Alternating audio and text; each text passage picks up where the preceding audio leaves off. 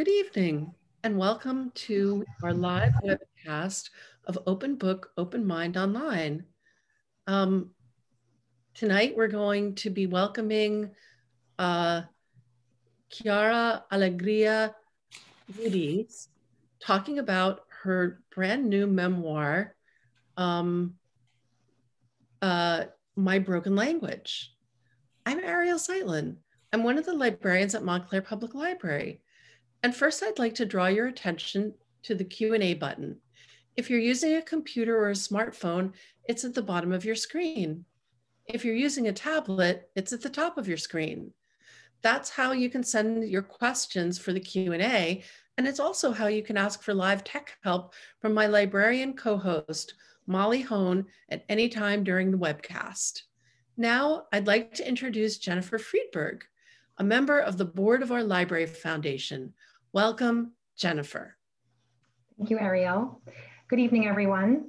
We're so happy you could join us for another virtual Open Book, Open Mind webcast. I'd like to welcome everyone on behalf of the Montclair Public Library Foundation. We're a group of your friends and neighbors, and our mission is to raise money to fund the offerings that make our library so special. This includes library programs like this one, staff development, building restoration, and other needs that aren't covered by city funding. Your donations support everything from laptop lending to Wi-Fi hotspots to Montclair residents without internet access, to delivery of materials to seniors at home, to the children's reading programs, and most recently, the significant growth in e-content during the pandemic. To make a donation through our website, go to montclairplf.org after you enjoy this event. Gifts of all sizes have an impact, and the library needs your support now more than ever. Thank you very much, and please enjoy the program. Thank you for all that you do, Jennifer. Thank you so much for all that you do, Jennifer.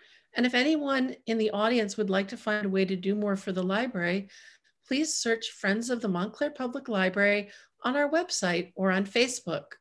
Now, it's my very great pleasure to introduce Quiara Alegría Hudes. Welcome, Quiara. Thank you. Thank you very much for having me. Oh, we're so pleased that you can make it.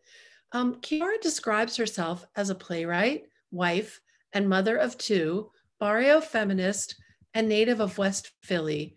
She's probably best known for writing the book to the musical In the Heights with Lin-Manuel Miranda, which is about to be released as a feature film in June and will be opening the Tribeca Film Festival.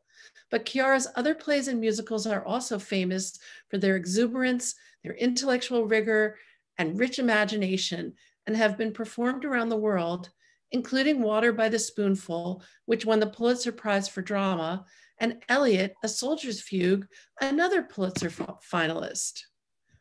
The book, My Broken Language, which I have right here, is Quiara's first memoir, and it just came out on April 6th. So congratulations, Quiara. It's available to borrow from the library or to buy from our partner, Watch on Booksellers in Montclair, New Jersey.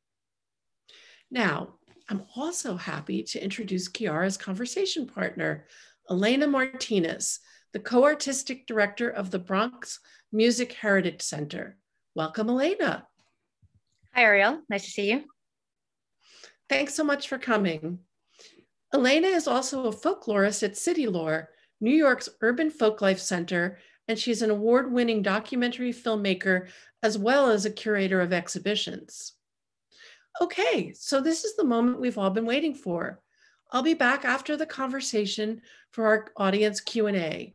And for all of you at home, please remember you can start submitting your questions while the conversation is going on.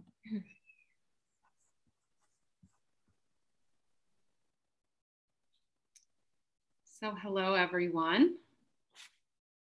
I thought I would start this evening before we sink our heels, dig our heels into a conversation about the book.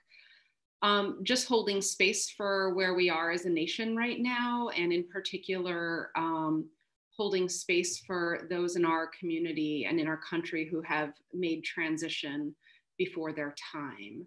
I want to hold space for their families, especially for their neighbors, their community members, and also say that the violence that killed them has got to stop.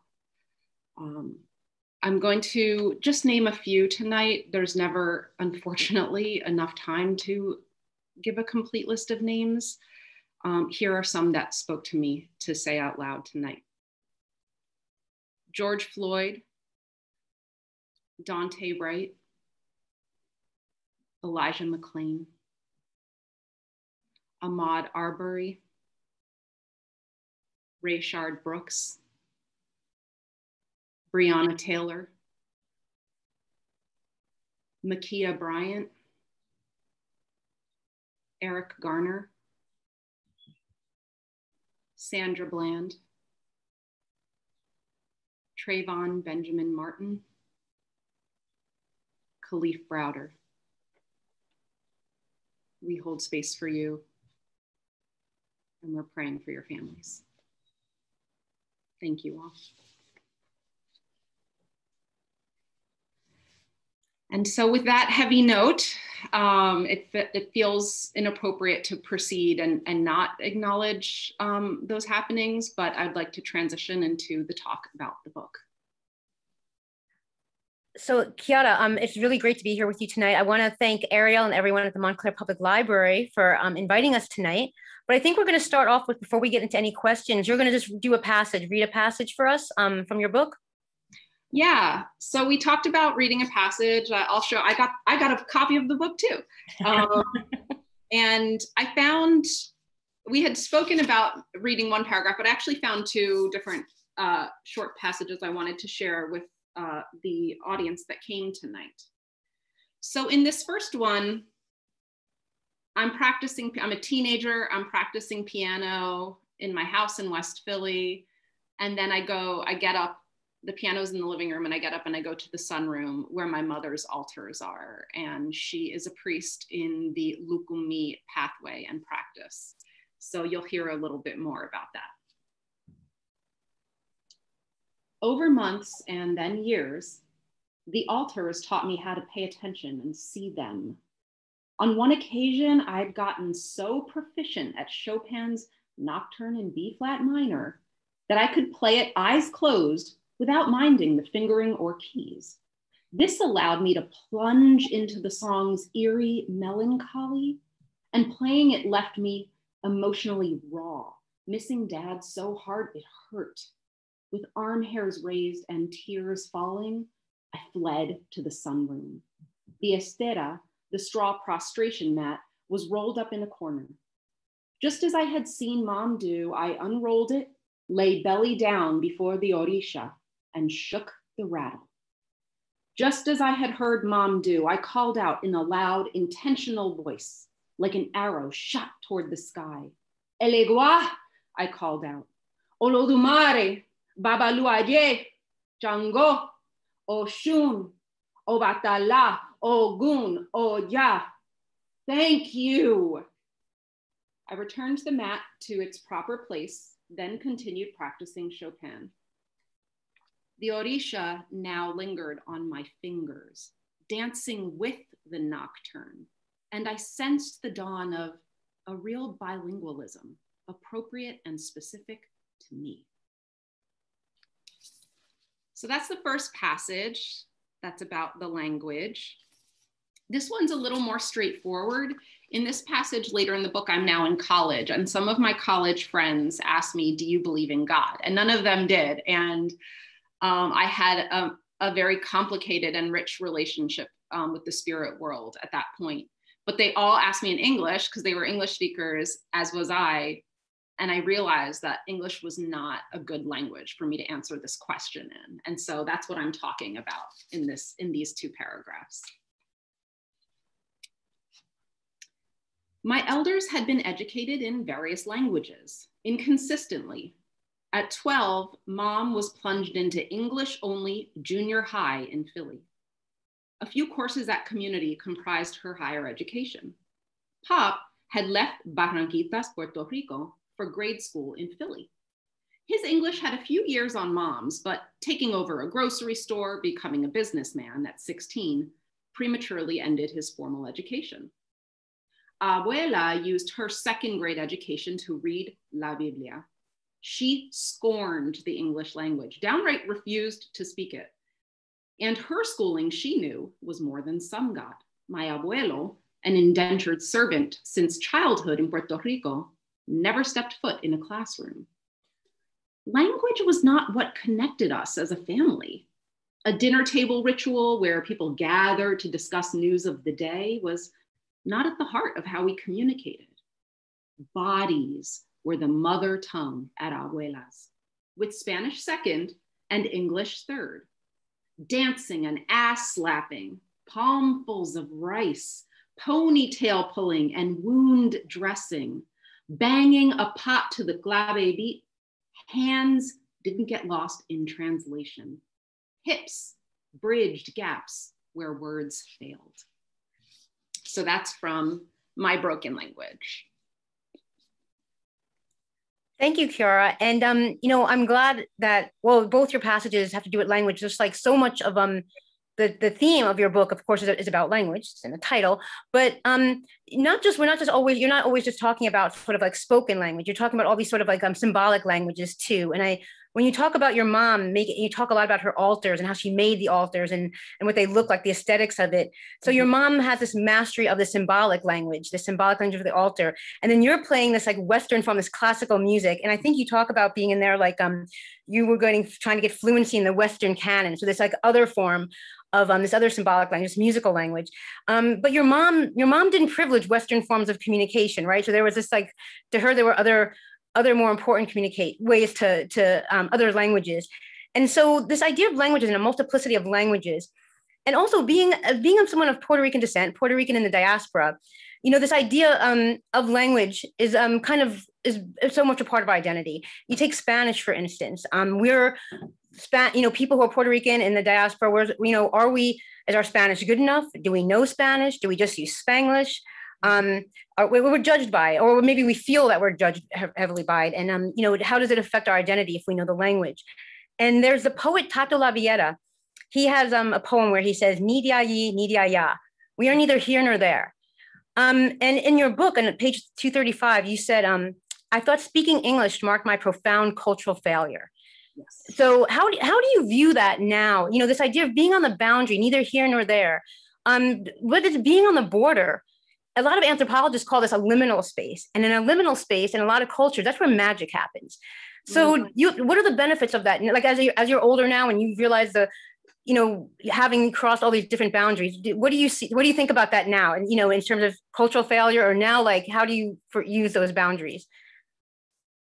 I think looking back, I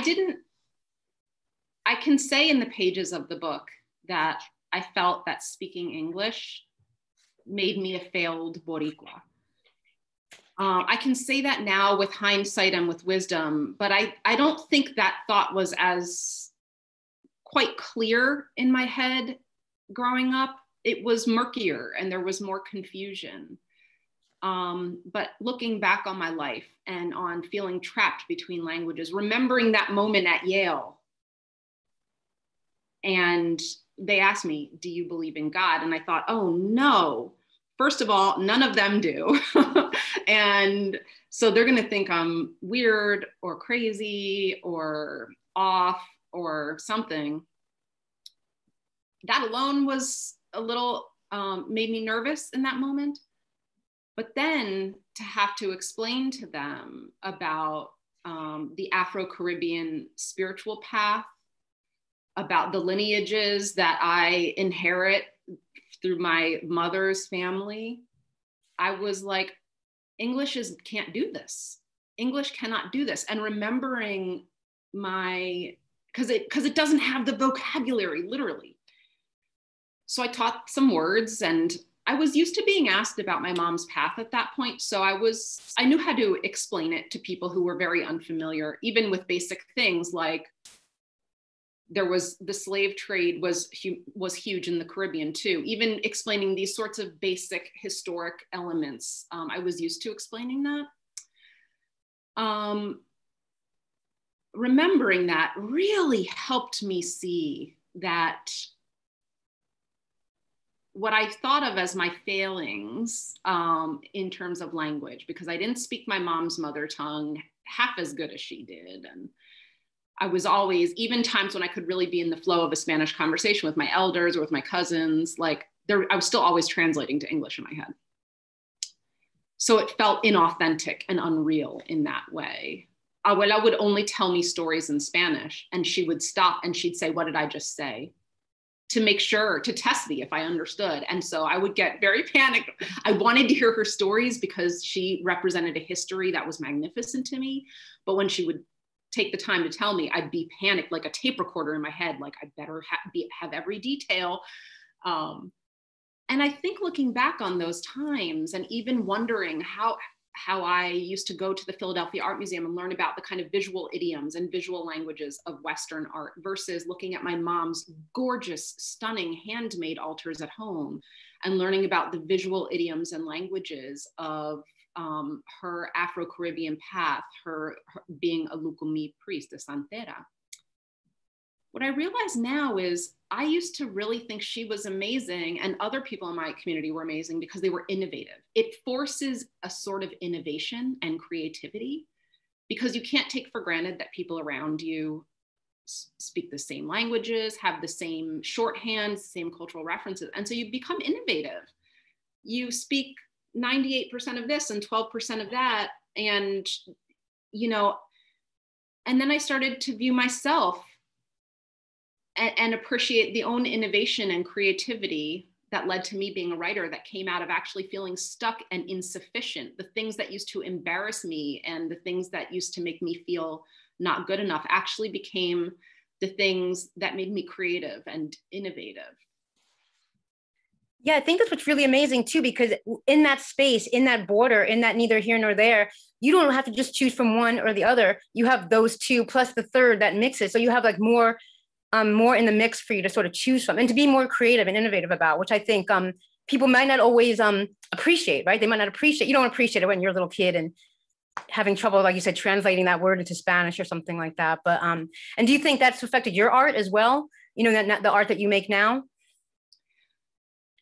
I think one of the things I kind of learned as I was writing this book, but I've done instinctively as a writer since I started, was to say, well, I don't have to follow the rules. There's a passage in the book when I get to graduate school and I meet Paula Vogel, who is an extraordinary playwright.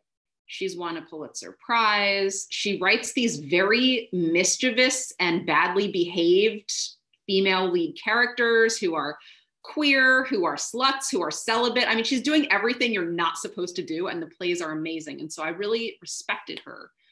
And she pointed out to me, she said, "Your Spanish is broken, so write your broken Spanish." I said, "What? No, I'm embarrassed about my broken Spanish." She said, "Write your broken Spanish." And she nudged me. This is in the book. She said, Shakespeare broke the English language again and again and again. And the Oxford English Dictionary grew by 1,000 entries. He actually innovated the English language by breaking it. And that helped me look back on how actually community members of mine were shamed. Like there was a whole big Ebonics debate when I was a teenager, and I felt adjacent to that. In the Latino community was right there hand in hand with the Black community, many Black Latinos, and also just the historically African-American community in Philly.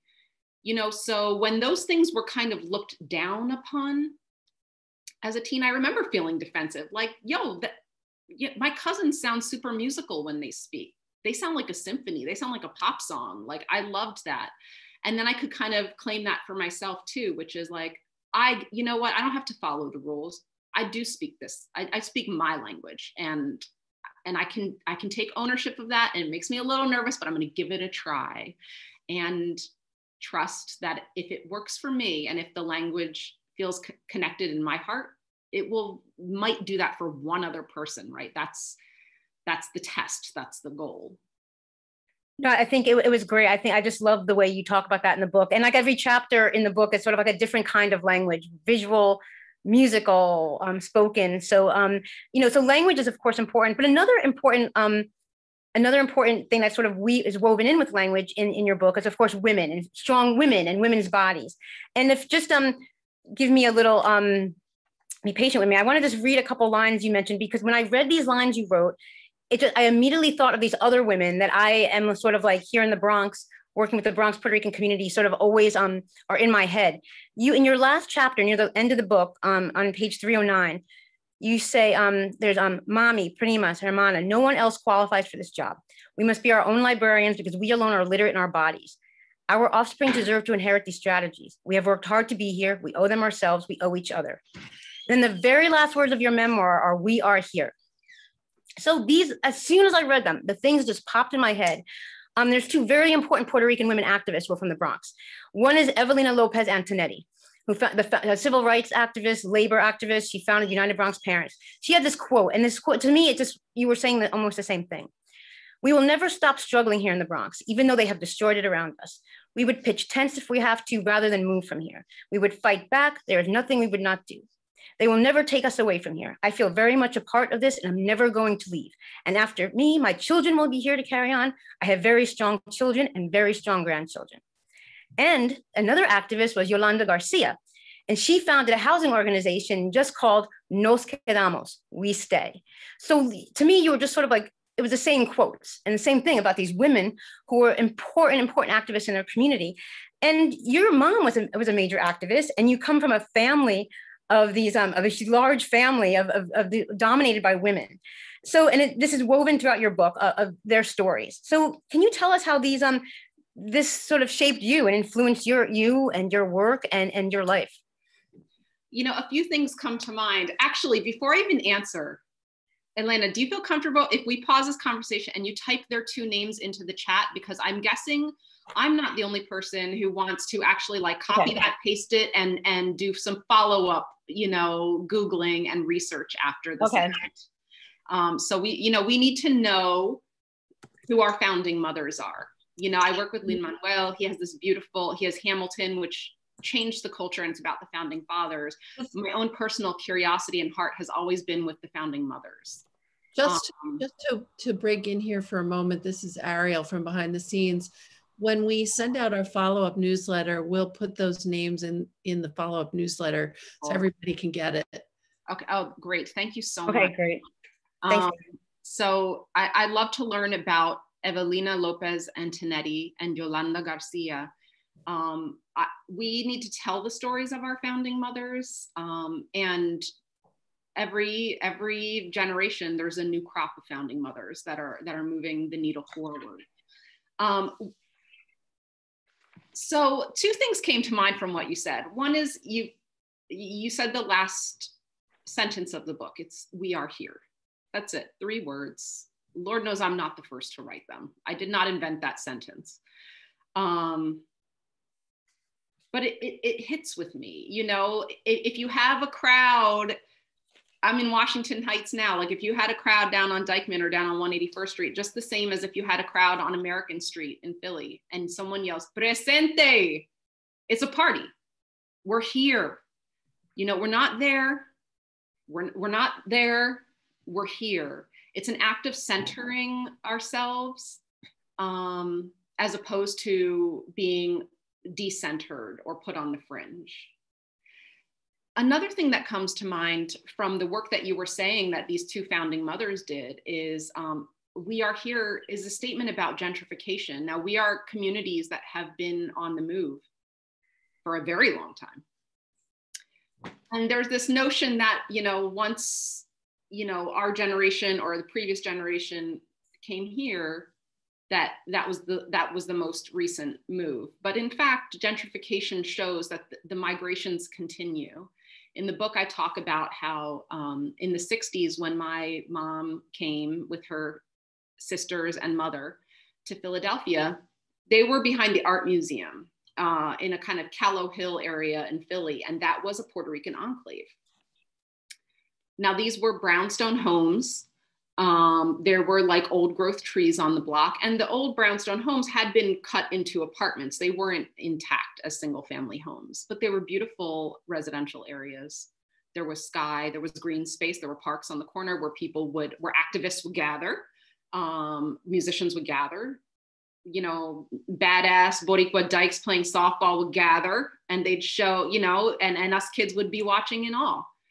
But as gentrification happened, that community does not exist anymore. It does not exist. Those are now single family homes. Judges live there, lawyers, professors. And as the communities in those enclaves got pushed farther and farther north, what happens is there's less green space. The homes are newer and kind of made of cheaper building materials. And so, so that's, and you go there now. I was talking, and this is all in the book. I was talking with my cousin Kuka about it, and she's like, you don't recognize it. It's not the same anymore. So I think actually we are here. There's so much joy in that, but there's also a very urgent resilience, which is if we don't claim that and make use of our present tense moment, we will get pushed. We will get pushed. So we have to, it's actually taking a stand. Saying we are here is taking a stand against the various forces that have sought to deny that statement and deny that reality that we are here. I was raised with these kind of heroes. I was raised with Titi Jenny, who I talk about in the book. She and other women in the community, they came from farming communities in Puerto Rico. So they knew they had green thumbs. They knew a lot. They were kids on the farm back then when they got to North Philly. They bought abandoned lots for $1. They convinced the city to sell them the abandoned lots for $1, and they created community gardens. This was the kind of very small scale activism that created legacy, that created community, that created neighborliness and kindness. So yes, I love adding to and proselytizing, adding to the recorded history of what these women leaders were doing. Not to say that men weren't leaders, it just happened to be, and I know so many tremendous men who were community leaders. It just happened to be that my family, it was like genetics or something. I don't know, it was a lot of ladies around. Well, I think, of course, our history has many great men, Betances, Jesus Colon, and we hear those stories, but we don't hear the stories of Evelina Antonetti, your mom. Your mom did amazing work with women's health, right? And actually, you mentioned she brought like Dr. Helen Trias Rodriguez to, she worked in the Bronx and worked with like people like Evelina, so there's all that connection is there. But we don't always hear their stories, which is, we need to hear their stories. And, but, you mentioned the community gardens, which actually kind of brings me into the other thing I want to ask you about, because, the Bronx has a lot of community gardens. So I think about community gardens in the casitas, the Puerto Rican casitas. And, one thing I liked about this book too, because when I first was reading it, I was like, oh, Quiara's from Philadelphia. And I was like, oh, Philadelphia, the Philadelphia Puerto Rican experience. I was like, I'm a little insular, but I come from the Bronx and a Puerto Rican from the Bronx. And so I'm very insular because to me, the New York City, especially for the Bronx, is sort of the center of the universe. And, it's where it always had a large Puerto Rican community. So to me, like, oh, that's the center of everything. But, so there's not a lot on the Philadelphia diasporic experience, which I think this is amazing to add to that canon. I mean, there's a few scholars who've written a few things, Victor Vasquez, they've written about the early days of the Philadelphia Puerto Rican enclaves, but things are changing now. Since Hurricane Maria, people have been displaced from the island. They're settling in Florida in large numbers now. So I'm so glad to have, this is like some a story of Philadelphia. And I don't know much about, what I know about Philadelphia, the Puerto Rican community, there's Calle Puerto Riqueño, which is an amazing place. The great salsa trombonist Papo Vasquez is from Philadelphia. But what can you tell us more? You mentioned places like, you mentioned Callow Hill, Spring Garden. These are like the Puerto Rican enclaves, but they interacted with the main line, which was sort of like the WASP, the white part of the neighborhood. I mean, what was the community like? It must have community gardens, like you said. It'd have casitas. Can you just talk a little bit about the Puerto Rican experience in Philly? Sure. Well, you mentioned that you feel a little insular to the Bronx, and as I stated in the book, I felt very insular to Puerto Ricans in Philly, not just Puerto Ricans, because I'm half white too, and so I was between a lot of communities, and a lot of the communities that I went through felt a little porous. Like you're downtown, you see people from all walks of life there, but you get to some residential areas, and it's super segregated. Okay, it's like North Philly was super segregated. It was like amazing because it felt in some ways like you stepped into a world that had created itself, which is true. A lot of these founding mothers, a lot of these activists, they didn't grab the baton from someone else who had already done the work in Philadelphia. They got here and they were like, I need to get to work. Literally, there is not a bilingual like food services person in a 10-block radius. There is not a bilingual health clinic, you know, for this. Like, they had to literally build the bricks and mortar community.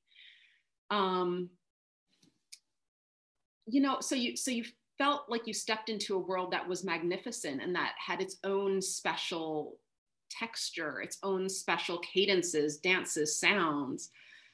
So that was the amazing part of it. In that isolation, culture really flourished. Culture was unchecked by outside forces in some ways. But the flip side to the coin of that segregation is it's dark. It's really dark. That Philadelphia, what I later found out, was the 4th most segregated city in the United States. In some ways, I didn't feel that because by nature of being mixed, I was between a lot of communities. But in other ways, I really felt that. In the book, I fall in love with someone I refer to as the boy or my boyfriend when I'm 17 years old. Well, I met him at Central High School. We went on to get married later after the book ends. I don't go too much into that. It's the love story of my life, and to be honest, never brought me much drama. So I love living it, but I'm not sure it would make for a compelling read. But at our wedding, these amazing Philly musicians played. I had Pupi Lagareta, who was the fiddle violin player with Fania All-Stars. You know, there was so much rich culture. There were amazing visual artists, and there still are, working in those communities. So yeah, you'd pass. There was also a lot of dereliction. So, and the innovative activists and artists in the community would take that dereliction, like the abandoned lots or like the abandoned school bus, and make great community spaces and artworks out of them. So yeah, we would have the vegetable garden with the little casita. Sometimes an elder would like read a storybook or something. Actually, it turns out years after the book ends, just in my adult life, my sister started a theater company that works in that community. And they do theater productions in those gardens that my aunt started, my Titi Jenny. So yeah, and then the thing that always struck me about that segregation is that just a few miles north is where the Declaration of Independence was signed. I'm sorry, just a few miles south. I could feel that. I could feel that in my bones. I could feel when I was walking through Old City, like this is where all those promises were made about this nation. You know, some truths were self-evident, that all people were created equal. How self-evident was that when the city was still doing so poorly in terms of equality measures? Some of the work my mom was doing at those times, here's another thing the community looked like. She and a bunch of other activists took over an old abandoned brownstone and turned it into a community resources center. My mom was doing maternal health, and maternal death rates and infant death rates were tremendously high in the communities. Very painful, very, very painful. It was risky to have a family, you know, a basic right. They don't mention that in the founding fathers don't mention that in the documents, but the right to have a family is a basic human right. But it was dangerous. The medical services were so poor in the community. So that's a little bit of what it looked like. You know, there was always a cuchifrito joint on the corner where you could get, you know, a little fried this, that, or the other, some tostones, some acapulcias. There was a little bit of a Chino Latino pocket, you know, which is a history that we see everywhere. There's Puerto Rican enclaves, you see that Chino Latino tie-in. So yeah, that's a little bit of what it looked like. You know, it's great. I just love when you're walking down like a city street and you see those like, you know, the casitas or the community gardens, and you hear like, you'll be walking down this really like urban street and then you hear like a rooster crow. I just love that like juxtaposition of that. So, you know, thinking of that, you know, the poet and playwright Miguel Algarín, He made, founded the New Rican poetry movement, literature, and the New Rican Poets Cafe in New York City. Him and Miguel Piñero made up that word. Well, they took the word New Rican and they gave it a special spelling.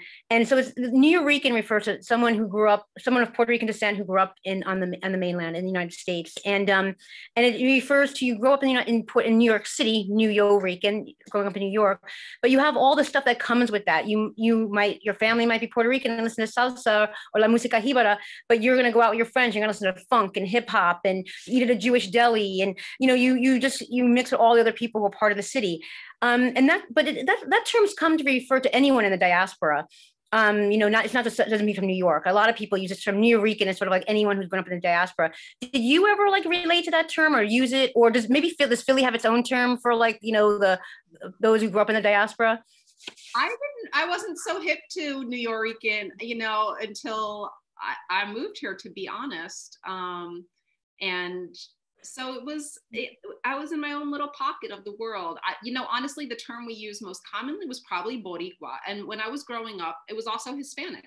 That was, it's like I got the Hispanic scholarship. My mom ran the Hispanic, this, that, and the other program.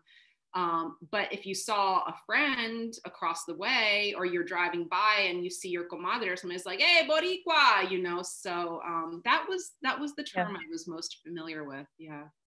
Okay. So just getting a little bit also into your work, I was, I knew that you were a writer. And so, but in your book, you talk about how you went to Yale for music, and you had so many, you worked with so many great people, your aunt, Linda Hudes, Wynton Marsalis, you had made a connection with in school, Elio Villafranca, who has connections right here in the Bronx as well. And in Philly. So, you have this music background, this incredible music background, but you're also a writer. So when you work on musical projects like In the Heights with Lin-Manuel Miranda, Erin McCune, I guess you work with a lot now, and Miss You Like Hell and that. Can you tell us a little bit about your process? Because if you're trained in music, how do you share sort of like the composing duties with the musicians, or the writing and composing duties? How does that work? I think of myself as a composer who writes now. So, from the earliest, I'm trying to think of the first musical memory I talk about in the book, but music was a part of my life. I can only imagine from the day I was born. First of all, my aunt was a professional working musician in a time and place when that was very uncommon. Okay, yes, there were girl singers, maybe there'd be like a girl on keys here and there, but really like a woman who's composing the score for the Big Apple Circus every year, a woman who's leading her like punk rock romance synth band at CBGB. No, that was very uncommon. So she was already introducing me to music. And then on the Boricua side of my family, it was just, music was everything. Music was ceremony. It was ritual. It was how we wake up in the morning. It was like, there was always music. And I don't think of that as so different from words. Really, they're both, you begin your relationship for me with music and with stories through your ears. That is how it starts the same that way. It's about your ears. And actually, when you get into a practice of using your ears, what you get into a practice of is listening. And these are not skills that are commonly taught or valued, I think, in this nation, actually. I think this nation associates power with speak, say something, say something. That's how you show power. That's how you show you're smart. If you're smart, say something. Say the most words in the room. But I have come to really value a practice of listening more than I speak. And I loved that as a kid. I would just run and hide and eavesdrop. That's how I learned about, the different reasons. There's these conflicting stories of why did my family leave Puerto Rico, which they loved. Why did they leave then and come? First, they did come to the Bronx. So we were New Rican like briefly, but they got robbed super quick after they came to the Bronx. They had nothing. Their whole place was emptied out. So they packed in the car, drove to Thea Montra's house in Philly and never left Philly. So I learned just by eavesdropping, like the different reasons they had for why they came. And they were often contradictory, you know, people would take up these fights. So not only would I try to listen for one side of a story, I try to listen for like 5 sides of the story, you know? And so what I learned is that stories have many sides, and that the more sides get told, the truer the story becomes, the richer the story becomes. And music is like that too. When I studied music, when I didn't formally study music till I was like in 8th grade and then high school, and then I went to college for it. But really my aunt's music lessons were kind of formal. It was like formal family. But you learn that even old masters like Bach, who I talk about in the book, I actually am a descendant. I have a family tree that shows teachers down through the ages, and I'm a direct descendant of Bach in terms of teaching legacies. That blew my mind when I learned. That was too deep for me. I couldn't handle that. But when you study the technical masters, you hear how there's multiple, every finger is a side to the story in a Bach fugue. When you study bata drums, which are the ceremonial drums that would be associated with my mother's practice with the path of Ifa, each drum has its own voice. Each drum the drum is an orisha itself, and each drum has its own side of the story. And they don't speak alone, they speak together. That's how the story gets complete.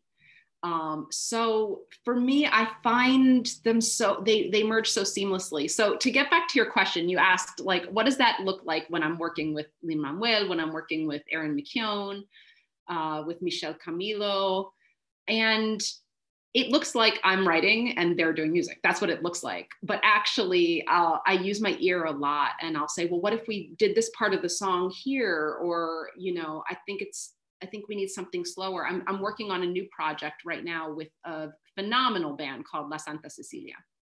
Oh yeah. And I have enough musical knowledge where I can say to them, you know, I think this song should have a galloping up rhythm. It should feel bubbly. It should feel up. It should feel like you're trotting on a horse, you know, and then they can play me some beats. And I'm like, let me work with that one. And I'll take that beat that they made, like put it on their 10-second thing. I'll put it on loop, and I'll start to write words over it. Mm-hmm. You know, so I can work with music and words together in a way that feels really fluid and fun for me. Wow, that's interesting. Yeah, so you have both. Yeah, since you have both, so I guess it would make the process easier, I guess, for the pair that you're working with. So they know that you can sort of match the lyrics to their music right away. You know, and speaking of keeping on with the music, the idea of musicals, you won a Pulitzer for drama, but you are, you know, really famous for In the Heights, a Broadway musical. So I want to ask this, you know, the other Broadway musical that is sort of takes up a lot of space in the American imagination, the other Broadway musical about Latinos, about Puerto Ricans, of course, West Side Story. You know, and the idea of the Latino representation is a hot topic right now in terms of theater as well. And you're In the Heights is coming out this summer. And then Spielberg's new version of West Side Story is coming out at the end of the year. So, you know, while one might tell the pros and cons of migration, the other is rethinking the American dream. What is your take on this representation in the theater for Latinos in theater? Are things changing? What kind of work does it need? Is it a better space for being Puerto Rican and having a Latino voice in the theater right now? You know, I wasn't really familiar with West Side Story until much later. So it wasn't a part of my consciousness as I formed like my own core of art that I loved. The first plays I read were Arthur Miller and Eugene O'Neill plays and Shakespeare plays. And those were really, really important to me. When I encountered West Side Story, I mean, the score is, oh my gosh, the score is such a knockout. And Leonard Bernstein was such an important and generous figure of an artist statesman who not only was virtuosic, but gave so much to communities around the nation. He believed so much in arts education, and he did the educating himself too. So much of West Side Story just really swept me off my feet, truly. But I also heard it. I remember hearing it, the song America, and they're saying, well, half of the Puerto Ricans are embracing San Juan, and half of the Puerto Ricans are making fun of San Juan with a kind of sarcastic vibe. And I will say, I heard that and I said, you know, now that I hear those Puerto Ricans being sarcastic, it actually helps me notice that I didn't really know what sarcasm was. The Puerto Rican side of my family did not engage sarcasm. That wasn't part of jokes, yes. You know, layered jokes, yes. Humor, absolutely. But the sarcasm, that did not ring true to me. I said, I've never encountered that. I have encountered people saying, no, we had to leave because they didn't have, there was cancer and they didn't have the health services we needed on the island. I've heard that. I've heard reasons to go, but I never heard people dissing the island like that. That was a bitter pill to swallow. I said, look, I'm a Philly Rican. My view was very small of the world, but that didn't reflect my experience. But there were other parts of it I loved, and the knife wielding thing is, unfortunately lasts forever with that show. But I think the thing is, Elena, if you're talking about that there's basically two horses in the game of Latino musicals, that's it. That's the problem right there. Mm-hmm. It's not enough, and it's not even close. West Side Story ain't it. In the Heights ain't it. The list needs to be more robust. The list needs to be longer, because really the Latino story, it doesn't exist. There are Latino stories, plural. It's a very diverse community, and so we just need more. We need more. Do you think that it's represented better in the dramatic works and drama? There seem to be more works coming out, people writing like yourself? Does the dramatic side, drama, seem to reflect more the voices? Look, there's amazing heroes of mine who are Latino playwrights. The first time I read a Jose Rivera play, that knocked my socks off. I said, who is this person? This person's speaking to my soul. It turned out he was a Puerto Rican playwright. I said, oh, damn, that is so cool. That was Jose Rivera. I'm thinking of Nilo Cruz, who was almost a contemporary of mine. He's a Cuban-American playwright and poet, amazing writer. He also studied with Paulette Brown. We didn't overlap, but we have become friends because it's a very small world. Mm-hmm. The list could go on. There's many incredible writers from the diaspora writing for the stage right now. Absolutely. Well, great. Well, I have another question. I can wait, but there's a few. I don't know if I should go, if it's time. There's a couple questions in the Q&A. I don't know if I can get a signal from Ariel, if I should just go to them or take some of these questions. Just trying to figure out what the time is. I will just be like a good time to switch over to taking questions from the audience. Okay. Let's see what people have to say. Okay, so here's one from Michael. And Quiara, I grew up in Philly's Puerto Rican community and met your super cool mom over the years. Since you're adding to that Puerto Rican diaspora canon, but from a Philly perspective, what do you think is a little bit different about the point of view compared to the most prominent Nuyorican or island Puerto Rican perspectives?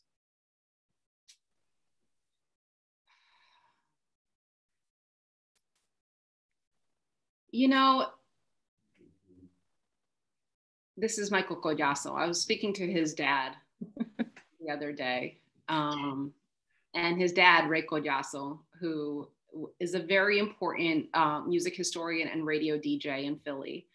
And he did a lot of crossover DJing with the Black community and the Puerto Rican community, really bringing them together on radio because the commonalities musically, there was an audience, a crossover audience there.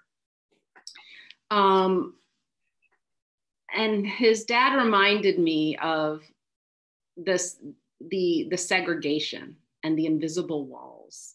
He talked about the Market Frankfurt L being a wall. do not go east of that. And if you go east of that, you're going to get punished, because east of that is Fishtown. And you'll see, you know, what the city of brotherly love thinks about you when you walk east of that. Another one for me was I always felt we drove in and out of El Barrio every day, multiple times sometimes.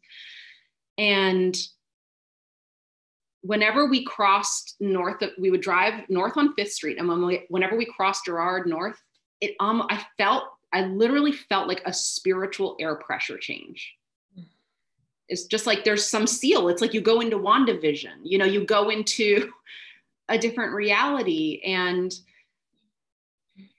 not having grown up in the Bronx, I don't want to speak for that experience. I came to New York as an adult, so I had a lot more ease flowing in and out of different spaces. But just by nature of the extensive subway system in New York, there is more geographical accessibility between neighborhoods.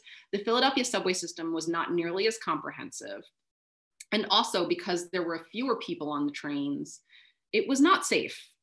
You know, I mean, I was riding around alone all the time, but, you know, I got messed with, and, you know, women and children, like, it was a different scene. So I do think that there were just totally untouched stretches of North Philly that did not have that flow of traffic in and out of them. That was a difference I saw. I think that's probably a story of New York from maybe another generation. I mean, probably things are different now because so many, you know, even in the Bronx where there were real, you know, all Puerto Rican enclaves, now like there's a lot of Dominicans moving in and Garifuna African. So you have these more diverse, they're not as sort of like so walled. Actually, Washington Heights might be probably more segregated in terms of maybe just like an all Dominican community. I don't know if that's changing. But, you know, you hear like my father's generation, they talk about, you know, in East Harlem, if you went past like First Avenue into the Italians, like you just knew not to go there because Italians and Puerto Ricans didn't get together, didn't, you know, mix. Mostly probably boys, you know, young men probably had to deal with this more with gangs and everything. But I guess it's changed. It's probably not, I don't know if it doesn't seem as big of an issue now because there's more flux and the borders aren't so strict, you know, with some of the neighborhoods now. So it's an important point. Yeah, and actually, it's not just a Puerto Rican neighborhood anymore. I am referring to my childhood more. No, it's a much more Pan-Caribbean, Central American, South American, African. Like there's different, many different populations that live together in that community now. And also, it has been gentrified, so the boundaries are different, and I don't know what the boundaries are so much anymore. But, you know, it wasn't too long after I became conscious of the news and stuff that a family, a Boricua family, you know, they made the mistake of deciding to buy a home just east of the Market Frankfurtel. And that home was, it's, you know, spick, leave, spick, get out was the graffiti they woke up with, you know, the spray paint they woke up with. And when they had the audacity to not stay, their home was burned, and that whole family died. Oh my God. I might be wrong. It might be that one family member escaped. I can't remember exactly, but the parents and children died. So this wasn't just, oh, you know, you cross into the white neighborhood and, you know, they're calling you names. Yes. And, you know, there were bigger repercussions that kept people in the community. So, yeah, I mean, that you said that was, how long was that, when you were younger, or is that more recent, you said? No, I said the wrong thing. It's that it was a little bit before I was reading the paper. Oh, okay. So late 70s, I think. Still, yeah, not that long, and not that long ago in memory. Yes, in memory, you know, in our memory. So let me just go to the next question, Jewel. This isn't really a question, more of a comment, but I just completed a documentary about 3 generations of women in my family. I totally agree with honoring the history of our founding mothers. So I don't know if you want to say, you know, add anything to that. That's beautiful. Thank you. Thank you for doing that work, Jewel. And this is from Michael again, a question: what are the good and bad differences between writing a memoir and writing plays?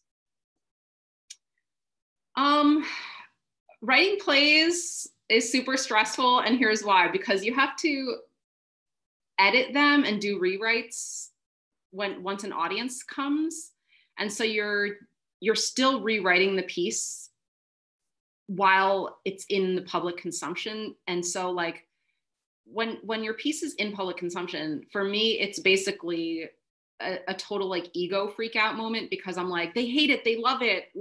I just kind of want to run and hide. I find it very, very terrifying the moment something goes public. And to be in that terrified space at the same time I'm supposed to be doing quality writing to make the piece better, it's profoundly difficult for me. That's the hardest part of being a playwright for me. That's much easier in the book side of things, because I finished writing this book over a year ago, and then it goes into production. And so by the time it comes out in the public, I don't have to still be writing it. Like I've finished it. I know what it is. And now I get to just have a conversation with the public about it. The hard part with the memoir is it's so personal, you know, and I think there are family members and community members that are reaching out to me, that feel seen and grateful for my attempt to, in a loving and advocating way, give voice to the struggles and survivals that we faced. That was a very difficult time. AIDS was knocking us down. Mm. Crack was knocking us down. Residential segregation and poverty. I mean, it was just, we were getting it from every angle. And it took a lot to survive that. It took a lot to survive that. And I talk about those things, you know, but I also think that probably there's writing something that personal is hard for people too, not just for me, but for other people who lived it, who might have experienced those things differently or from their point of view. So that's some of the point and counterpoint. And kind of thinking about the memoir, Kimberly asked, what was the impetus for the book? Was there, why now to write a memoir? You know, you've been writing, you know, plays, all these things. Why now? What was the impetus? Was something happened or something you thought about that, okay, now is a good time to write a memoir? There's a few reasons for that. There's kind of like the accidental, like the universe told me what to do reason. And then there's the more strategic reason. So the accidental, the universe told me what to do reason was that I was visiting a cousin and he showed an old home video that I don't think I'd ever even seen the video, but I had been there that day. It was 1991. It was July 4th. It was Abuela's old house on American Street. And then also like on Waterloo Street the next year. I was kind of cutting back and forth, but we were all dancing our asses off. And let me tell you, these cousins of mine could dance like, wow. And we were all dancing to probably La Bilirrubina, or one of those hot songs off of Juan Luis Guerra's seminal album, Bachata Rosa. So it was one of the up-tempo songs. And like, here's Mary Lou, like her body was like a slinky, man. She was so beautiful when she danced and so alive. And then here's Nucci and here's Flor, and everyone has this different, really alive dancing style. And I remembered to remember that scene, it gave me life. I said, we were freaking geniuses. What? We could move like that? We were geniuses. I want to tell the world how beautiful we were, how embodied we were, how strong we were. And what made that all that joy and power hit home more was knowing what was happening in the community at that time. That was a terrible year in my family. The loss was significant. So to see our genius at celebrating during a painful time, I said, I got to tell the world this. This is too good a story to pass up. The world needs to know. Now, so that's it. It's just because, you know, my cousin popped in the family video and let me see it. The strategic part is these things happened decades ago now. The AIDS epidemic, the height of the crack cocaine epidemic, you know, there's new ailments that we have to address now in the community. But I do think hindsight, I'm not a reporter. I don't know how to go to something and report on it immediately. I actually don't understand it for a long, long, long time. And so I think strategically, I thought, I'm starting to understand. There's enough research. It's still very underreported how the AIDS epidemic affected the Latino community. And especially when you're looking at intersectional differences, how that married with addiction, that married with education inequality, how those things impacted a community at present tense and going forward for generations. I'm only starting to understand that now, and that feels like a good time to tell the story. I don't want to tell a story before I understand some of it. And I think right now in this time when we're in COVID, when the police violence and brutality is so shocking to some, pretty familiar to others, but tragic to anyone with compassion, people need to be writing about that and reporting on that now, but we also are going to need today's young people to look back on this time in 20 and 30 years to help us understand it even then. So yeah, for me, now was the time. Well, I'm glad that your cousin showing the dancing video got you to do that, because it's a great book. It's a really great book. Sharon asked the question, what about having the book translated into Spanish? Have you looked into that? That's being done for some of the Spanish speaking territories right now. But I don't have it's not like there's sale information yet on that. So just keep your eye out. That will happen. That's great. And so it will be available in like Puerto Rico, at some point, in Spanish for people. Yes. I can't remember exactly which Spanish speaking territories it was, but Puerto Rico was one of them. That's great. No, only because we were talking before about some people don't get their stories told or heard. And again, I think it's like the men, the men, we hear their stories of the famous men in our culture or something. And someone I know just did her dissertation on Evelina Antonetti, who I mentioned earlier. And when she was in Puerto Rico defending it, she goes, no one in Puerto Rico. This is like an activist who was so important in New York City for so many levels, and no one in Puerto Rico had heard of her. And it's just like, well, but we hear about Albizu Campos, we know about some of these folks, but they don't know who we are in the diaspora. And so I think it's great to have our stories from here go back there. They need to know what our experience was too. So, that back and forth, that exchange. I think that's great. Absolutely. So there's a question. Ariel has a question. What's next? What is your next project going to be? I want to get the word out about this book. I really believe in it and love it. And I believe that it will matter to some people, and I want it to find those people. So I'm still going to be kind of championing this book for a while. Then I get to pivot to the In the Heights movie, which is coming out in June. That's the next chapter of my story. It's fictional, but this book goes up to, this book stops at the very first moment of my professional writing life. And then In the Heights is, honestly, I start writing In the Heights like a few months after this book ends, which was in 2004 is when I started writing In the Heights. So I want to get the word out there about that movie. And then I've also, at some point in the next year, an animated movie that Lin-Manuel and I did called Vivo will be released. And it's a romance. It's a love story. And I can't wait to share it with the world. It is so romantic. It's about this gorgeous elderly in love couple. And I think people are going to be very happy to have a romance. Now, will this be a little bit different? Because from what I've read about when you worked on In the Heights was already kind of formed already, and you sort of came in a little bit later, right? So he had already done some of that. But is this now you and him are working like from the ground up on this new one then? Pretty much. It came from an idea from another writer. So I didn't conceive the whole thing, but yeah, I was pretty much there from a very early stage. Yeah. Mm-hmm.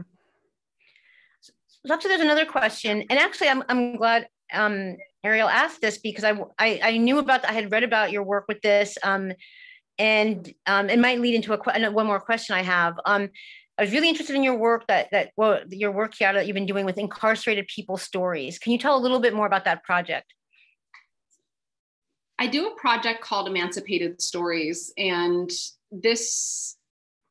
it's actually inspired by the AIDS quilt. The AIDS quilt was very important to me as an adolescent because I didn't understand why our family members of mine and community members of mine, it was alarming. It was too many deaths and not enough information and understanding. In fact, in the process of working on this book, I spoke to someone who, in that time, in the 80s and 90s, he did not attend his brother's funeral because he was told, if you're in the same room with someone who has the disease, you get the disease. And that's what took his brother.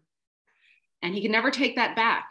And he says it's the biggest regret of his life when he learned later that was not true.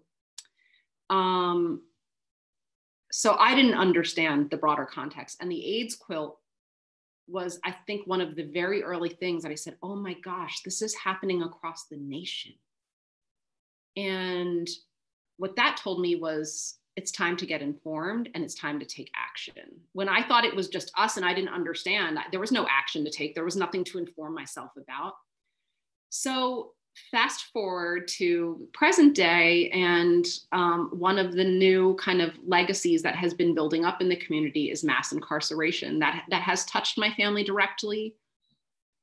I will tell you, if you've never had the experience, seeing your younger cousin, you know, in cuffs get taken away, that's something you never want to see. You know, that's something you never want to see, because you know that person's humanity, you know their intelligence, you know their smile when they were 6, you know.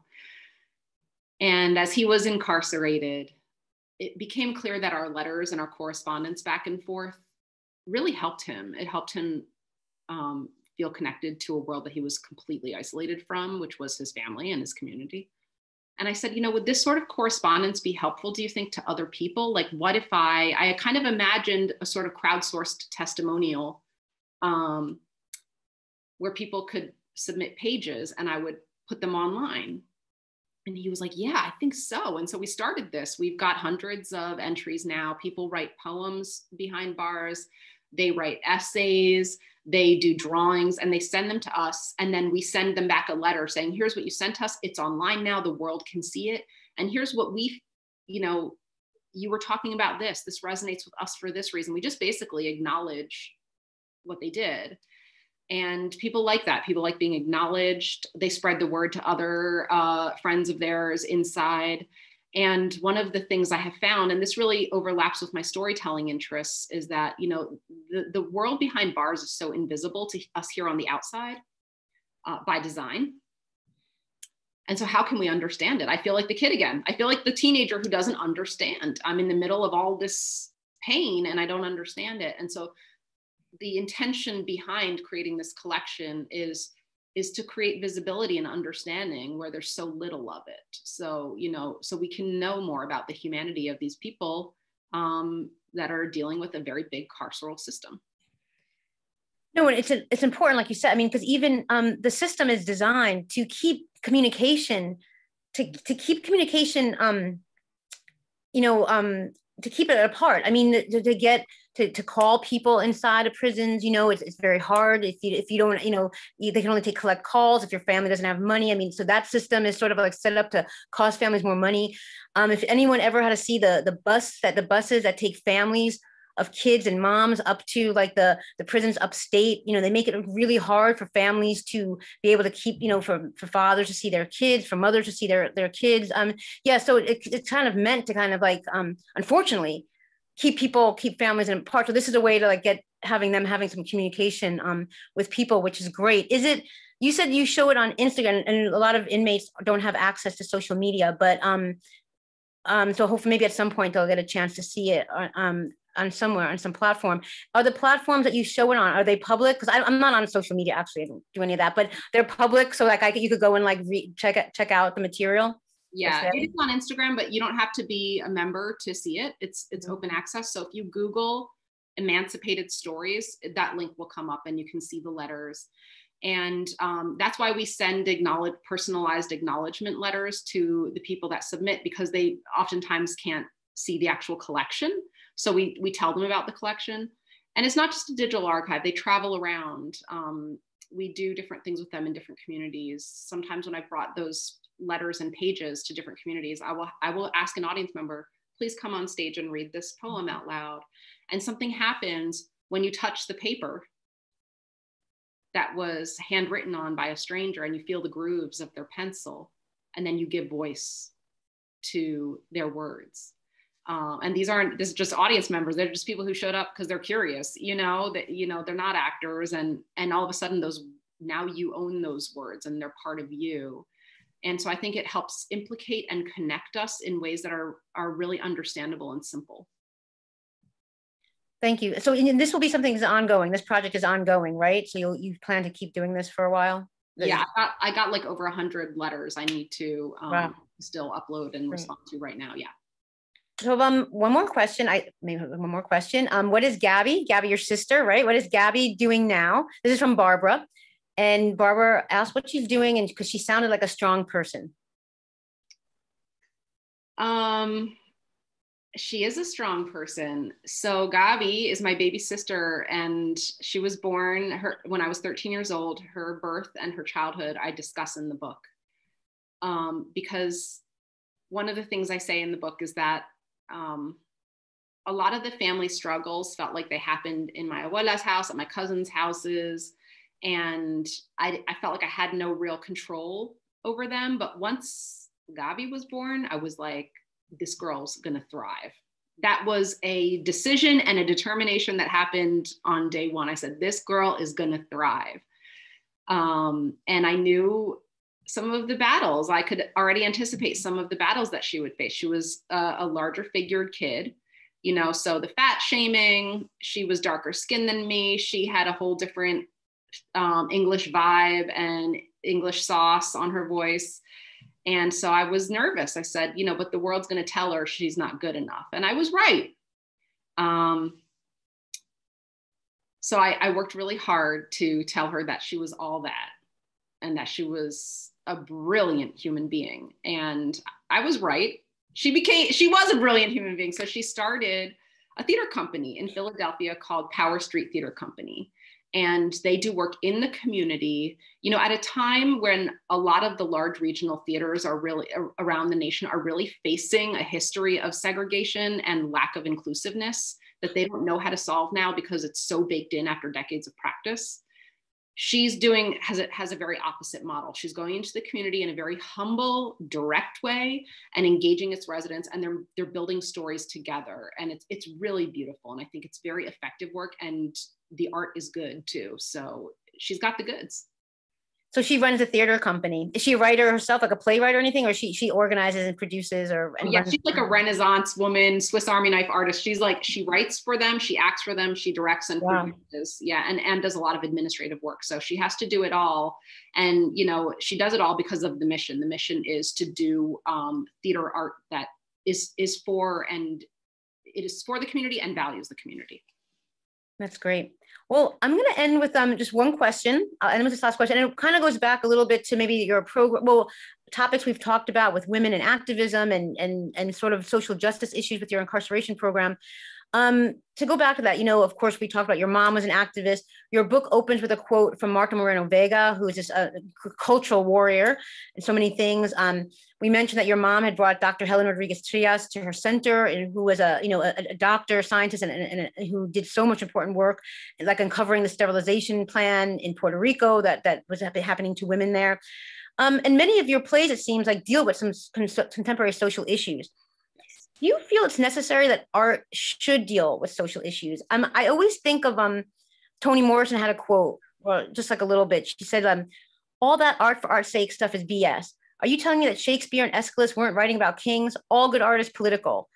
And the ones that don't try hard not to be political are being political by saying we love the status quo. You know, my point is that it has to be beautiful and political at the same time. Anybody can make up a story. So this idea that, like, you know, yeah, we should, you know, our art should be saying something, right? You know, making a change in the world. And I always just thought, like, yeah, that's right. But recently an artist told me something. He's Puerto Rican, and he said, you know, I think if you just want to be creative because you go out and it rains and the rain transforms you, or you see a landscape, or you fall in love, or because you ate a plate of food and it took you somewhere else. He was talking about that you should just be able to create that or paint that or write a poem about that, right? We shouldn't be, we meaning like the larger society, shouldn't be depriving us of our rights to enjoy ourselves. So do you think that, you know, maybe, you know, Black and brown artists and writers, is there like an extra burden to always have to be, this burden of always have to be taking on a political statement? Or, you know, or how do you see it? Do you see that, you know, art should be political, or that other side that we can balance it? I feel very strongly in my heart and in my spirit that the word should has nothing to do with art. There's no should about it. I don't know what an artist should do or shouldn't do. That artist's job is to show me what their soul feels called to do. And it might be something I understand, and, you know, and it might be something I've never seen before and I don't understand at first or ever. But I think artists lead the way and shine the light by showing us what they need and what fuels them. They're one of many. I need that too. That will fuel me too. All art is not for everyone, and it changes so much through time. Art cycles in and out too. A poem that matters so much, you know, an Edna St. Vincent Millay poem that matters so much about a flower is about a flower at one point in history, and is actually about misogyny and women being under attack at another point in history. So I think even being deterministic about what any given piece of art is, you know, real life shows us something different, that we need art for different reasons at different times. So no shoulds with me associated with art. Art is free. Art is, you know, the human spirit, as free and creative and innovative as possible. Well, thank you, Quiara. And I think with that was words of wisdom. I want to thank you so much. It's been really great talking with you and hearing with you, hearing what you had to say, your stories about your book. I love your book. It was amazing. And it was really a pleasure to do this interview with you today. Thank you to everyone who came tonight, and please check it out, My Broken Language. So I want to thank both of you so much, Elena and Quiara, for coming today and for this inspiring and inspired talk. So many connections, so many thoughts. I think we'll definitely have to put together a list of references for people to check out later, so that they can continue to explore some of the ideas and some of the people who came up in this conversation. And it means so much to us to actually meet the writers who write the books that we love and enjoy, like this one. And so, this is Quiara's book, My Broken Language. And this is the part of the program where I remind everybody that if you want writers to keep writing, you have to buy their books. And if you want to support the art that you believe in, you have to do that. We at the library are all about giving it away, but we recognize that, we buy their books, and we hope that you will too. And I also wanted to give a quick shout out to our partner, the independent bookseller in town, which is Watchung Booksellers, which is having their 30th anniversary this weekend. And we love them. And that's where we buy our books, and we hope that you will too. I also wanted to just give a quick shout out to the audience, because without you, we are nothing. You are the ones who make this program happen by showing up, by signing up, by all the wonderful letters that we get afterwards, and we really appreciate you more than we can say. And I hope that you'll join us for our next program, which is on Thursday, May 6th. That's we're going to have Jhumpa Lahiri in conversation about her first new book in 10 years with Kate Tuttle from the Boston Globe. So that's May 6th, Thursday at 7 p.m. And until then, be well, keep reading, keep watching plays, keep loving art, and keep coming to the library. Thank you so much. Thank you, Ariel. Good night. Bye for now.